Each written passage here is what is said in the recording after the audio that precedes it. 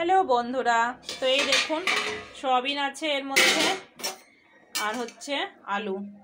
Soybean আলু সিদ্ধ করতে বসিয়েছি।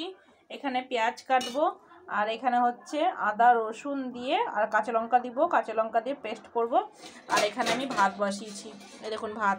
এখন বাজছে রাত 11:30। 11:30টার সময় রান্না করছি। আর এই দেখুন আমি এই কিচেনে এখন রান্না করছি। সবাই এখন দেখবেন কি করছেন। সবাই এখন বলতে দুইজন কি করছে দেখবেন। এই দেখুন এই দুইজন এখন ধনে পাতা দেখতে পাচ্ছেন। এই ধনে পাতা গরিব মানুষের ঘরে নাই, ধনে পাতা বেশি বেশি করে নিয়ে এসে আমরা এখন চাটনি বানিয়ে স্টক করে রেখে দিব। পরে ধনে পাতাগুলো অনেক দামি হয়, তো ওই জন্য স্টক করে রাখতে হবে, বুঝতে পারলেন। এই যে একটা আমাদের রাঁধুনি শুকিয়ে গুঁড়ো করে রাখা যায়। দেখতে পাচ্ছেন, এই যে রাঁধুনি, বড় রাঁধুনি।